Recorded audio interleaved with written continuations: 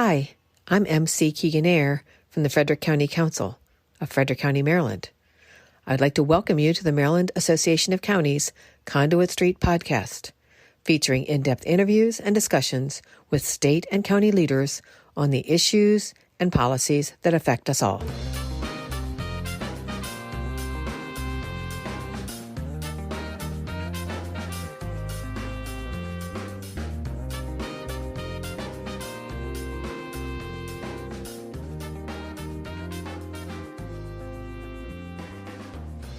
Hello, and welcome to the Conduit Street Podcast. This is Sarah Sample from the MACO policy team, and I am stepping in today for our regular hosts, those bosses in charge, Michael Sanderson and Kevin Canale. I trust this will prove to be a particularly advantageous substitution, though, as we will be discussing a topic that is a very important one to the public safety portfolio, and that is civilian oversight of police misconduct. So joining me today are two guests who will share with our listeners their experience with the process that has been established for civilian oversight that is in place today across all 24 jurisdictions in Maryland, and that's following the 2021 Police Accountability and Police Reform Package. So to get us started, I would like to go ahead and introduce the podcast audience to our guests. We have Moyah Panda, who serves as the director of the Arundel County Police Accountability Board. And we also have Ethan Hunt, who serves as the director of Government Relations in the Office of the Arundel County Executive. But prior to Ethan's current role, he oversaw the implementation of the civilian oversight process in Anne Arundel County from his position as the Assistant County Attorney for Anne Arundel. So welcome to you both, and thank you for joining us today. Good afternoon. Thanks for having me. Thank you, Sarah. Thrilled to be here. Awesome. So is everyone ready for the fall transition, or is this heat wave just confusing everybody? I'm waiting for fall. It's so hot. It's really unbearable. I've been ready for the last couple of weeks. Yeah, right. Yeah, bring it on. Well, again, thank you for joining us today. And so this process of civilian oversight has really come a long way since the passage of police accountability and reform in 2021. And so now that the gears are turning, we kind of have an opportunity to analyze what is working and what challenges are presenting themselves as we approach the next legislative session in 2024. But before we dive in too deep, and for the benefit of our audience, would one of you mind sharing with the listeners just a quick kind of snapshot of what the reform package required counties to set up in order to carry out civilian oversight? That way we have like a little bit of a universe established before we dive into the nuances. So what are the three major entities at play here? Sure. So the Maryland Police Accountability Act of 2021 required counties to set up three bodies, if you will. So the first is the Police Accountability Board. Every county is required to have one, and the counties get to decide what that accountability board looks like, who is selected, how long their terms are, and what, if any, training they might be required to undergo. And the Police Accountability Board is really they have a broad jurisdiction and a broad role to work with law enforcement agencies in their counties. And it's not just the county police departments, it's your sheriff's departments, your municipal police departments to improve matters of policing. And they meet quarterly with the heads of the law enforcement agencies. And they're also allowed to accept complaints of police misconduct that are submitted by the members of the public. And they analyze trends and policies of the departments and have a really important role in connecting to the community and increasing trust and transparency between police departments and the community. The Police Accountability Board also has appointment powers to appoint members to the other two bodies. So the second body is the Administrative Charging Committee, and that's made up of 5 members of the public, and they're the ones that review the case files of investigations of police misconduct. So when a complaint is made, a law enforcement agency investigates that complaint. And then once that investigation is complete, it goes to the Administrative Charging Committee. And the Administrative Charging Committee reviews that investigation and determines whether or not to administratively charge a police officer. And if the officer is charged, the charging committee recommends discipline. The third body that each county sets up, and it's really multiple entities that establish this third body, is the trial board. And so the trial board is made up of a current or retired judge of the circuit or district court or an administrative law judge that is appointed by the county executive, a police officer that's appointed by the department where the officer who's accused of misconduct works, and it's an officer of the same rank, and then a member of the general public that is selected by the Police Accountability Board. And the trial board is the body that hears the appeal of an officer regarding the discipline that is imposed if they are administratively charged. Got it. All right. So we've got every single jurisdiction setting up all three of those. So, and that's taken place since 2021. I know that had some of its challenges, but everyone's up and running now. So like flash forward, it's all in place and civilians are able to come to the Police Accountability Board website and submit a complaint from an interaction that they had with an officer. Can you tell us a little bit about what types of cases and complaints you're seeing that come sort of to the PAB in Anne Arundel specifically? Sure. So in Anne Arundel County, we do have the website up and running. So these civilian can file a complaint through our website, or they can file the complaint with the law enforcement agency itself. Once we receive the complaint from the civilian directly, we have 3 days to get that over to the law enforcement agency. The system that we have now, it automatically does it once the complaint is uploaded. Wow. So we don't have to wait the 3 days. It automatically gets pushed out to the jurisdiction that needs to go to. And so once the law enforcement agency receives that complaint, they do an investigation. And once that investigation is completed, it's returned to the administrative charging committee. So it first starts out with receiving it from the PAB side. We send it to the LEAs. They do an investigation. When the investigation is complete, it comes back to the administrative charging committee. And those 5 people, they have the opportunity to review the investigative files, which can contain interviews, body-worn camera footage, etc. And then after they're able to review that, they meet together and then they determine whether or not to administratively charge the officer or not administratively charge the officer. So we've, if you want to know the specifics, we've started receiving cases in June of this year. Okay, so are those typically, like, what are you seeing? Is it use of force? Is it speeding? What are the kind of things that are coming in, or is it really just kind of all over the place? A majority of the cases right now that we've seen is rude and discourteous. So you can have a traffic stop and then the citizen can say, the officer was rude to me during a traffic stop, or, something like that. So a majority of our cases right now are rude and discourteous. We do have some abuse of authorities and violations of general orders, but right now the majority we're seeing is rude and discourteous. We have not received any use of force or anything really egregious as of yet. Okay. So as far as the cases that the ACC is looking at, have any administrative penalties been recommended so far in Anne Arundel? Yes, in Anne Arundel County, about 42% of the cases we've seen so far have been administratively charged at this point. Okay, so 42%. Wow. So in that are the types of penalty, can you give us a little bit of insight into what types of penalties the ACC is usually recommending? Sure. I'm not going to get into specifics at the moment, but I would say that we do have to use a disciplinary matrix, but all administrative charging committees have to follow the same matrix across the state.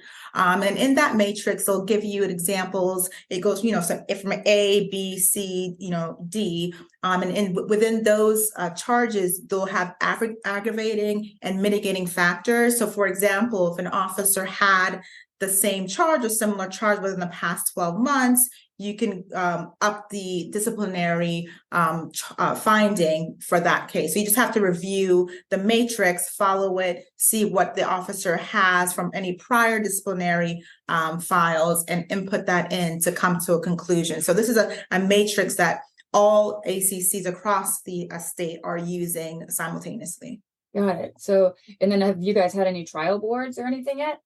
We have not, and it's my understanding that no jurisdictions had a trial board so far. Wow. So then, so that's some really great insight. I appreciate that. And so I guess now let's just gears a little bit and analyze the process.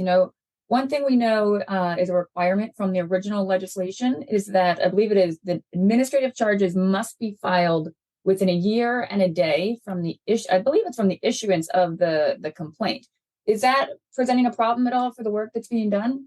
It has been a little bit of a challenge. It hasn't prevented the work from getting done, is what I would say. I think, under LEOBR, which was the previous structure you had for discipline for police officers, it required that, any complaint had to be filed within a year and a day of the misconduct occurring. Under the new law, it's a little different. And as you said, that requirement is now based on when the complaint is filed. And so you have a year and a day from the time that the complaint is filed to when the administrative charges have to be issued. And I completely understand the reasoning for making that change. Everyone wants police misconduct cases to be dealt with expeditiously and fairly. And I think there was a perception that some cases were taking too long around the state to be resolved. One of the challenges that we have run into is that the year and a day requirement does put pressure on the charging committee to get work done quickly when they might want or feel that they need more time. So I can give, without delving into the specifics of any case, I can give a couple examples of how this has been a challenge and what we think it might present as challenges going down the road. So ideally, and in most cases, from the time a complaint is filed to when it is, let me go back and rephrase that. From the time a complaint is filed, it goes immediately to the law enforcement agency to investigate. That happens in most cases, and that's how the process is supposed to work. But there are instances where a complaint doesn't go to the law enforcement agency right away. There are lots of municipal departments around the state. And so some counties, in talking to our counterparts, I know they have instances where someone files a complaint with the wrong agency, not knowing which agency the officer works for, and it can take 2 weeks, a month, 6 weeks to figure out the agency where that is supposed to go for investigation. So that cuts down on the time that the agency has to investigate and the charging committee has to review. Another instance that we've run into is this process only applies to complaints that involve a member of the public. And there are instances where it's not realized until months into an investigation that a member of the public is involved in an investigation. Oh, interesting. And so, you get 6, 8, 10 months into an investigation, all of a sudden the agency realizes this involves a member of the public. We need to get this to the charging committee so that they can review it and make a determination within a year and a day. And so that puts pressure on the agency to conclude that investigation quickly and send it to the ACC for review. Under the law, the charging committee is allowed to ask questions, issue subpoenas, recommend further investigation, but all of that still has to be done within that year and a day timeline. Wow. And how often are the ACC, or how often is your ACC meeting? Our ACC meets once a week on Mondays for, in the evening. So, and especially when cases are pending. So, for example, we have 4 cases pending September 11th, and then we have 2 cases pending September 18th. So it all depends on the severity of the cases and how many cases are coming in to see how often that they're meeting. Right. And I guess the volume of work would also depend probably on how much additional investigating the ACC wants to do once they've received the report from the law enforcement agency. Because if you start going down the road of requesting additional files and additional footage and subpoenas, that sounds like it could really extend the process.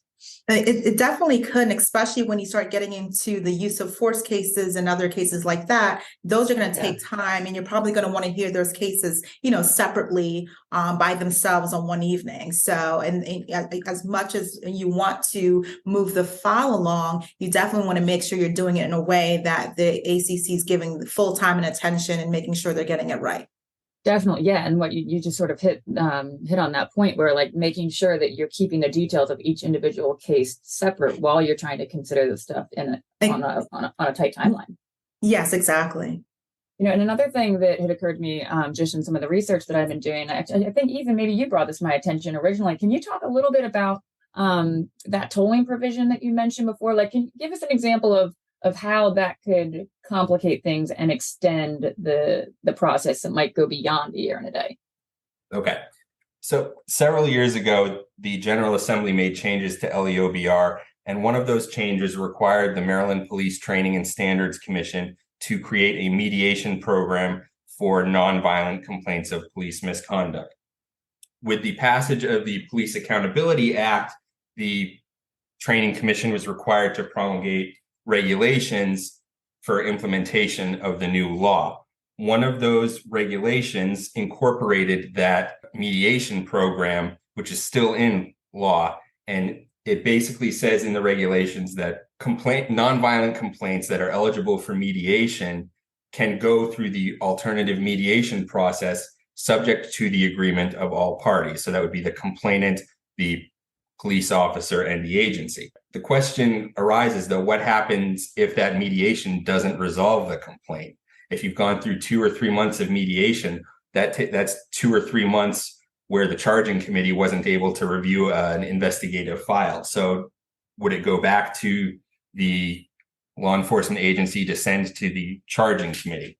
And I think mediation is a good thing. Not every complainant is looking to have an officer disciplined. Sometimes they just want to speak with an officer and understand what their interaction with them, what led to that, and why it happened the way it did. Another complicating factor is the Police Accountability Act also created the Independent Investigations Division in the Attorney General's office to investigate police-involved deaths and serious injuries that are likely to lead to death. And I think the AG's office has done a fabulous job getting those investigations concluded thoroughly and expeditiously. But those investigations can still sometimes take 4 to 6 months. And so if the AG's office is doing that investigation, that's 6 months where the AG's office is in possession of the evidence that might relate to a complaint. And so if the AG's office determines not to prosecute an officer and makes a finding that a state's attorney would be unlikely to prove that an officer violated the use of force statute in state law, and then it goes to the department for them to conduct their investigation or further investigation to see if that officer violated any general orders or departmental rules or regulations. That condenses the timeline for the investigation to be completed and for the charging committee to make its determination. And then I think finally, probably the most serious instances, and this is a very, very small minority of cases, so I want to be clear about that, is when you have potentially criminal conduct that's a part of the complaint or the investigation. And those can be broken down into 2 categories. One where you have potential criminal conduct that was committed by a police officer, and the other where it's a regular member of the public who may have committed criminal misconduct and is under investigation, and the officer who is involved, the officer who is the subject of the complaint of misconduct is involved in that criminal investigation. So for that first category, where you have an officer who may have committed criminal misconduct and is under criminal investigation, criminal investigations have to be conducted separately from administrative investigations. And the reason for that is that you have to protect the officer's Fifth Amendment rights against self-incrimination.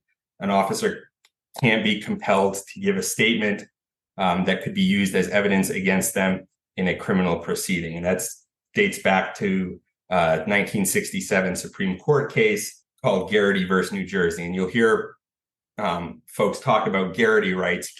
And that's what that means, is that you have to do the criminal investigation first so that you don't taint the criminal investigation with compelled statements that might be part of an administrative investigation. And we've seen this happen in Maryland. 5 or 6 years ago, there was a municipal case of an officer in a municipal department who was subject to a complaint for improperly closing sexual assault investigations. And the department did not split out the criminal and administrative investigations. And so they took statements from the officer. The officer ended up resigning from the department. But then when they went to file criminal charges against the officer, the case was dismissed because they found that in the course of the investigation, they had violated his Fifth Amendment rights. And you can see how, so if the ACC is concurrently, or if the administrative investigation would be happening concurrently, you would run that risk. Absolutely. Wow. The other issue that may come up is when you have an officer who's conducting an investigation into criminal conduct, and the person who is subject to the investigation makes a complaint against that officer. So that administrative investigation might be inextricably tied to the criminal investigation into that individual. And so you might have evidence that is currently in possession of the state's attorney's office where they're prosecuting the criminal case. And so you end up with an administrative investigation that has to have a lot of evidence redacted because there's an active criminal matter going on. Wow. And so it runs the risk of having a administrative file that the administrative charging committee can't really get a good handle on what exactly happened, because some of that information is still confidential under other provisions of law because there's an active criminal case going on. Wow. Well, so, and that I think really helped sort of paint the picture for how many different pathways a particular complaint could go down before the information even gets to the administrative charging committee. And so, and that can sort of slow down the process that they would take. And I mean, correct me if I'm wrong, these, maybe in Anne Arundel County, this is a volunteer administrative charging committee, or are they getting paid? In Anne Arundel County, they are receiving payment for their time. They are. Okay. And is that sort of like a stipend, or is that a it's salary? A stipend. No, it's okay. It's a stipend that's paid out twice per year. Got it. So I guess getting on to maybe one of the next concerns that I've heard raised a little bit, do you think that the structure is sustainable based on the current and sort of forecasted volume of cases, especially if it's possible that some of these start getting slowed down as they go down these other pathways? I think it's all going to depend on the severity of the cases that are coming through. Yeah. Obviously, in our jurisdiction, we only have 5 law enforcement agencies. You have some other jurisdictions that may have, 40 municipalities or something like that. So in Anne Arundel County right now, it's sustainable. Obviously, it cannot, predict what the future will hold. But right now, it's sustainable for the volume that we're seeing in our county. Great. Yeah. And I know, I'd seen, I think it was when Baltimore City was first opening up their panel, I think they had, 300 cases that had come in. And I think you gave the example of other municipalities having different police forces. I think Prince George's has 24 or 27 police forces. I think it's 29. Yeah, yes, 29. they do. It's a lot. Yeah. I guess that just goes back to how different all the counties are when it comes to what their volume might end up looking like. And I did find last year, and I'm looking forward to it this year, that it looks as though each police accountability board is required to submit an annual report that kind of gives a recap of the work. Is that correct?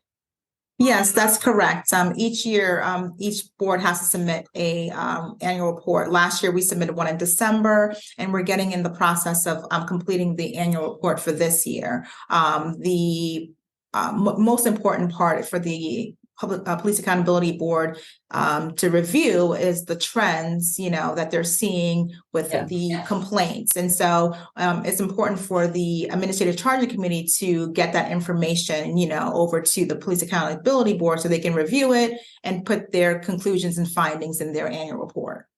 Got it. Yeah, and I think that probably would be a good thing to look at. Yeah, just to be able to see, at the end of the year before going into session, just see sort of what trends are happening in different locations and what the volume looks like. Yeah, that seems like it would be a really valuable asset, especially as legislators might potentially be considering changes in 2024.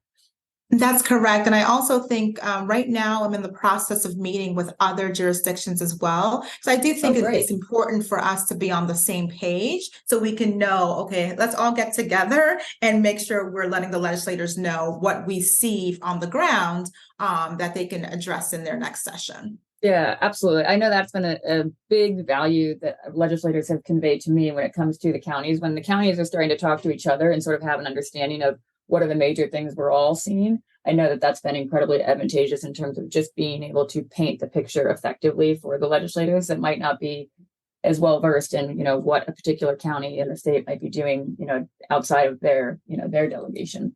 Yes, that's correct. Cool. So let's turn to the phase of the oversight process that really has not been tested yet in a significant way, which is the trial boards. And so these are those entities that you guys were sharing earlier on. So this is the appeals process for an officer who might want to appeal the charges that are handed down by the ACC. Is that correct? Yes, that's correct. So one caveat, when an ACC makes its determination of whether or not to charge an officer, if they decide to charge that officer, as Moyah mentioned, they have to make a disciplinary recommendation. And that disciplinary recommendation is based on the uniform disciplinary matrix that is applicable across the state. And the ACC sends that recommendation to the head of that law enforcement agency. And that law enforcement agency takes that recommendation and offers that level of discipline or a higher level of discipline to the police officer. They can't deviate below the recommendation of the charging committee regarding the level of discipline. And so if the police officer accepts that offer of discipline from the chief, then the matter is concluded. But if they don't accept that level of discipline, if they think it should be a lesser level of discipline, or they want to contest the charges themselves, the trial board is the next step. Got it. And so are there any concerns you feel like could come up just in that process at all? One concern that we're watching and haven't seen it play out yet, because again, no jurisdiction so far has had a case go to a trial board, although I think it's going to start happening very soon. But a couple issues regarding trial boards. The first is that when the law enforcement agency sends a case file to the charging committee, under the state regulations, the head of that law enforcement agency can include a recommendation in the case file for the charging committee to consider as to whether or not the head of that law enforcement agency believes an officer should be charged, and if so, what they think the charges should be. Now, if the charging committee disagrees with the head of that law enforcement agency, say the head of the law enforcement agency believes an officer should not be charged, and the charging committee believes that they should, or the charging committee decides to recommend discipline higher than what the chief believes is appropriate, it may present a challenge for the law enforcement agency if it goes to a trial board, because then the law enforcement agency is put in the situation of having to prosecute an administrative case where the leadership of the law enforcement agency may not agree with the prosecution of that case or the discipline that was being imposed. And that presents a problem for attorneys. So usually, or as far as I know, always, it is an attorney that is assigned to the police department or from a county office of law that prosecutes these administrative cases. And so if you have an attorney whose client believes their client is the police department or the county government, and the attorney and their client believes that these charges should not be pursued, or that the discipline being recommended by the charging committee is not appropriate, it puts the attorneys in a ethically awkward position. And so I think in that case, you really probably have to find outside counsel to handle that case. I think another problem, and I don't know how you solve this one, is if the officer's attorney that's usually provided for them by their bargaining unit, the officer's attorney calls the chief as a witness or someone from the command staff. Oh, wow. And points out that, the chief recommended not to charge an officer or a lower level of discipline than what the charging committee was recommending. So again, like I said, we haven't had any trial boards come up across the state, so this problem hasn't arisen yet, but I know it's something that lots of folks in different counties are concerned about. So I guess with that one, we'll have to see what ultimately plays out. So that one probably wouldn't come up as much for legislative session in 2024 until we really see what shape that takes. Well, so we've talked about a lot of different categories. We've talked about timeline for charges. We've talked about the workload for the entities, so the PAB and the ACC. Delved into a little bit the trial board stuff and what might potentially come up there. But were there any other thoughts on your mind that you think we didn't touch on that might be important to just be putting out there ahead of session? The only thing I might put out there, and this is really up to each local jurisdiction, I think. But as I mentioned earlier, the state law didn't require police accountability boards to have any training. We required some training in our local law. And what we required is our PAB has to do the Citizens Police Academy once a year. But they also have to undergo implicit bias training. And Moyah, correct me if I'm wrong, but our PAB did it through the Arundel County Community College, which also conducts the implicit bias training for the City of Annapolis Police Department. And I think that's a incredibly valuable training for anybody to go through. Definitely. Well, so, what are some of our parting thoughts? Like, is it going well? Is it working? Are we holding police accountable in Maryland with this process? What are your general feelings on it? I would say for Anne Arundel County specifically, it has been working. I know as part of my role is I go into the community and speak with different organizations, and I think a lot of organizations still want more. They call it more teeth in the legislation. So a lot of organizations are wanting the ACC to have more oversight and more ability to conduct investigations, as well as the Police Accountability Board. So I think it's going to be a working process to see how it evolves over the years. So right now it may be working how we have it set up, but I do think that the community at large, at least in Anne Arundel County, is wanting more oversight, more ability to be involved in investigations and conducting their own investigations, and more ability for the Police Accountability Board to do some kind of auditing of the investigation that the law enforcement agencies are doing. So, like I said, while it's going well so far, and we've had no issues working with the law enforcement agencies in our jurisdiction, I can see potentially years down the road this coming up again to see how more we can make the ACC or Police Accountability Board be more involved in the investigation process.